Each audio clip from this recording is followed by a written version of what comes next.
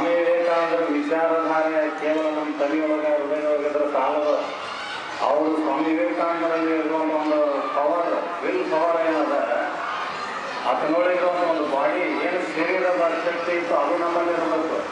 ಕೇವಲ ಅವರ ಒಂದು ವಿಚಾರಧಾರೆ ಆಗ್ಬೋದು, ಅವರ ಒಂದು ತತ್ವ ಧರ್ಮ ಆದರ್ಶಗಳಾಗಿರ್ಬೋದು, ಅವಿದ್ರ ಸಾಲದು ಅದನ್ನು ಎದುರಿಸಲಿಕ್ಕೆ ನಮ್ಮಲ್ಲಿ ಬಲಾಢ್ಯವಾಗಿರುವಂಥ ಶಕ್ತಿಯು ಕೂಡ ಇರಬೇಕು. ನೀವು ದೇಶಕ್ಕಾಗಿ ಎಷ್ಟು ಜನ ಪ್ರಾಣ ಕೊಡ್ತೀರಿ? ಕೈ ಎತ್ತಿ ನೋಡೋಣ.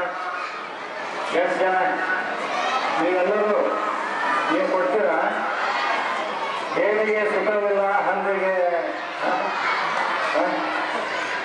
ಹೇಳಿಗೆ ಸುಖವಿಲ್ಲ, ಕಲಿಗೆ ಭಯವಿಲ್ಲ ಅಂತೆ. ನೀವು ದೇಶದ ಬಗ್ಗೆ ಮಾತನಾಡುವಾಗ ಎಲ್ಲರೂ ಆ ಕಡೆ ಈ ಕಡೆ ನೋಡ್ತೀರಿ. ದೇಶದ ಸಲುವಾಗಿ ಪ್ರಾಣ ಕೊಡ್ಬೇಕಂದ್ರೆ ಕೈ ಎತ್ತರಿ. ಎಷ್ಟು ನಾಟಿಕೆ ಇದು?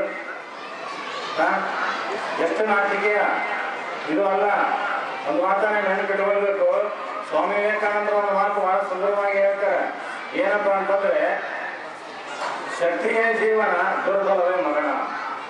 ಶಕ್ತಿಯೇ ಜೀವನ. ಯಾರೊಳಗ ಅಂತರಂಗದೊಳಗ ತಾಕತ್ತು, ಶಕ್ತಿ ಅದ, ಬಲಾಢ್ಯ ಅದ, ಸುಂದರವಾಗಿರುವಂತ ಶರೀರ ಅದ, ಅವನೊಳಗೆ ಶಕ್ತಿ ಇರ್ತದೆ. ಎಲ್ಲಿ ದೌರ್ಬಲ್ಯ ಅದ, ಜೀವಂತ ಇದ್ದ ವ್ಯಕ್ತಿಯು ಕೂಡ ದೌರ್ಬಲ್ಯವಾಗಿ ನಾವು ಸತ್ತಂಗ ಏನು ಉಪಯೋಗ ಇಲ್ಲ. ನೀವು ನಮ್ಮ ದೇಶಕ್ಕೆ ಏನೇನು ಉಪಯೋಗ ಇಲ್ಲ. ಎಲ್ಲರೂ ದೊಡ್ಡದಾಗಿ ಭಾಷಣ ಮಾಡಿ ನಿಮ್ಮ ಕೈಯಿಂದ ಶಪಾಸಿಗೆ ತಗೊಂಡು ಹೋಗಿ ನಮಗೆ ಅವಶ್ಯಕತೆ ಇಲ್ಲ. ನಮಗೇನು ಅವಶ್ಯಕತೆನೇ ಇಲ್ಲ. ನಮ್ಮ ಸರ್ಕಾರಕ್ಕೆ ನೀವು ಕೊಡೋದು ಅವಶ್ಯಕತೆನೇ ಇಲ್ಲ.